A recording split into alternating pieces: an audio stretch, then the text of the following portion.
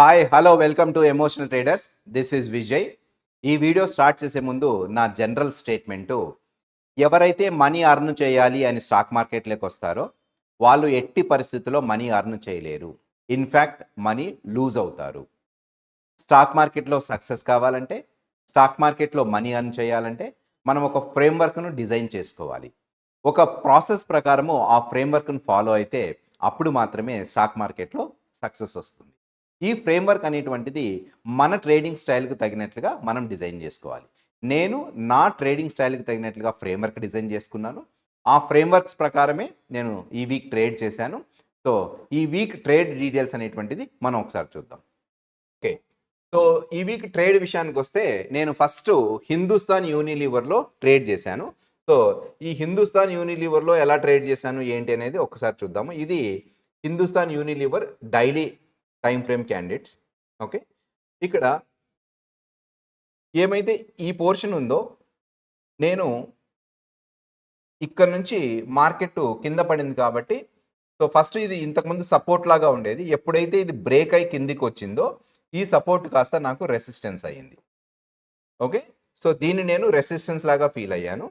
So ఎప్పుడైతే డెలిబరేట్గా ఈ రెసిస్టెన్స్ను cross చేసి పైకి వెళ్ళిందో, నేను ఈ పర్టికులర్ స్టాక్లో నా వ్యూ అప్ సైడ్ ఉంది.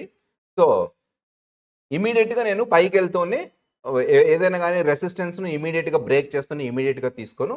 నేను ఒక రిట్రేస్మెంట్ కోసం వెయిట్ చేస్తాను. సో రిట్రేస్మెంట్ కోసం వెయిట్ చేసి నేను ఏప్రిల్ 9th ఈ పర్టికులర్ స్టాక్ను సో 2141 రూపీస్ దగ్గర ఫ్యూచర్ అనేటువంటిది బై చేశాను. సో ఎప్పుడు April 9th. So April 9th చేసిన తర్వాత మనం గమనిస్తే ఒకసారి, ఓకే. సో ఇక్కడ ఏప్రిల్ 9th చేశాను. ఏప్రిల్ 9th చేయగానే ఏప్రిల్ 10th వచ్చేసి ఆల్మోస్ట్ నాకు 12,000 రూపీస్ ప్రాఫిట్ వచ్చింది. 12,000 రూపీస్ ప్రాఫిట్ వస్తూనే మంచి ప్రాఫిట్, 1 లాట్తో 12,000 రూపీస్ అనేటువంటిది మంచి ప్రాఫిట్. కానీ సో నేను నా ఫ్రేమ్వర్క్ రూల్స్ ప్రకారం వర్క్ చేయాలి అనుకొని నేనేం చేశాను, నేను 12,000కు దాన్ని క్లోజ్ చేయలేదు.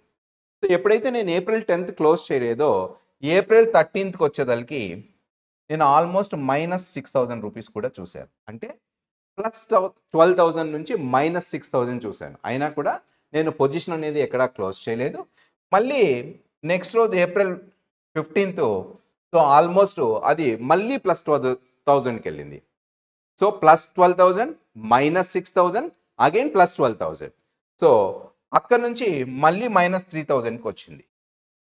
మళ్ళీ -3,000కి వచ్చి 17th ఏప్రిల్ ఎస్టర్డే మంచి ర్యాలీ ఇచ్చింది. నేను ఈ మూవ్ కోసం వెయిట్ చేశాను. సో ఈ మూవ్ కోసం వెయిట్ చేసి నేను ఆల్మోస్ట్ 2242 దగ్గర ఈ పొజిషన్ అనేటువంటిది క్లోజ్ చేశాను. ఓకే. సో ఒక్కసారి మనం ఈ ట్రేడ్ డీటెయిల్స్ కన్నా తెలుసుకుంటే, so I will go to the report, global report. So ఇది వచ్చేసి కంప్లీట్గా మనము మన ప్రాప్ డెస్క్లో చేసామండి. ఎంప్లాయీస్ చేశారు దీన్ని. ఓకే. సో ఇవి రిపోర్టు. ఓకే. సో ఇక్కడ చూస్తే మనం హిందుస్థాన్ యూనిలీవర్, ఇది Hindustan Unilever. Okay. So almost 30,000 profit చేసాము.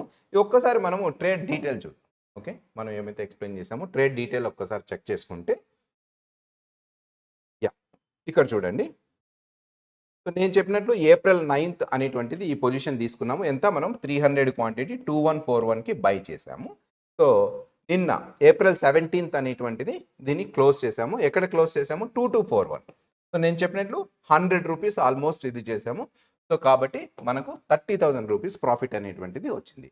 సో ఇది ఈ వీక్లో మనం చేసినటువంటి Hindustan Unilever trade. Okay. So next ఇంకొక ట్రేడ్ విషయానికి వస్తే, ఇది ఇంకొక డెస్క్లో జరుగుతూ ఉందండి. So SBI life. Okay. So ఈ ఎస్బీఐ లైఫ్ ఇన్సూరెన్స్ ఎందుకు తీసుకున్నామంటే, ఇక్కడ మీరు గమనిస్తే 1, 2, 3 ఈ 3 గ్రీన్ క్యాండిల్స్ చూసిన తర్వాత నేను ఎస్బీఐ లైఫ్ ఇన్సూరెన్స్లో అప్ సైడ్ ఉన్నాము. సో తర్వాత నెక్స్ట్ 1 డే వెయిట్ చేసాము. 1 డే కూడా ఇక్కడ ఇండెసిషన్ క్యాండిల్ వచ్చింది.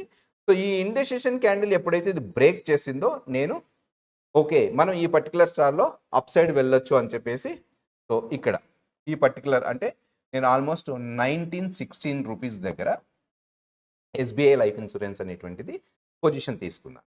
ఓకే. సో పొజిషన్ తీసుకున్నాను. ఒక్కసారి పొజిషన్ చూడండి, నేను మళ్ళీ ఎక్స్ప్లెయిన్ చేస్తాను. ఓకే. సో ఇది ఎస్బీఐ ఫ్యూచర్స్, ఈ ప్లస్ 375 క్వాంటిటీ అంటే ఫ్యూచర్ అనేటువంటిది బై చేశాను. సో ఆల్మోస్ట్ మనకు ఇప్పుడు 25,000 రూపీస్ ప్రాఫిట్ అయితే చూపిస్తుంది. ఈ పొజిషన్ స్టిల్ హోల్డింగ్. ఈ పొజిషన్ నేను ఇంకా క్లోజ్ చేయలేదు. So anyhow Monday expecting a huge gap up. ఇప్పుడు వస్తున్న న్యూస్ ప్రకారము Monday huge gap up expect చేస్తున్నాం కాబట్టి సో ప్రాబబుల్లీ నేను మండే దీన్ని ఆల్మోస్ట్ ఒక 28,000-29,000తో నేను క్లోజ్ చేసేసి నేను నెక్స్ట్ ట్రేడ్కి వెళ్ళే ప్రయత్నం చేస్తాను. ఓకే, సో ఇది ఇక్కడ మీరు గమనిస్తే ఇక్కడ ఒక సిఈ ఉంది. సో దీన్ని నేను ఏం చేశానంటే కవర్డ్ కాల్ చేశాను. ఓకే, సో మీకు ఎవరికైనా కవర్డ్ కాల్ కాన్సెప్ట్ తెలియకపోతే సో యూట్యూబ్లో చాలా వీడియోస్ ఉన్నాయి చూడొచ్చు. బట్ స్టిల్ నన్ను ఎక్స్ప్లెయిన్ చేయమన్నా కూడా నేను ఎక్స్ప్లెయిన్ చేస్తాను. సో నేనేంటంటే మేజర్గా సైకాలజీ ఫ్రేమ్వర్క్ వీటి మీద ఫోకస్ చేస్తాను అనమాట. Okay fine.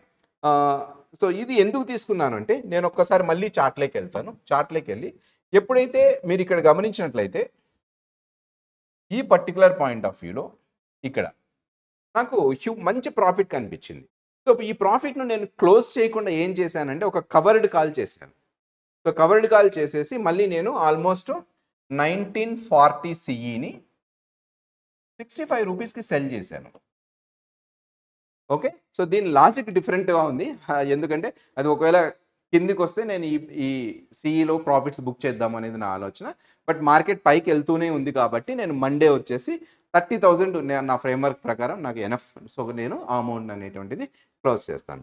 ఇక నార్మల్ మన ట్రేడింగ్ విషయానికి వస్తే ఇది యా మన రిపోర్ట్స్కి వస్తే ఒక్కసారి రిపోర్ట్స్ జనరేట్ చేద్దామండి మళ్ళీ.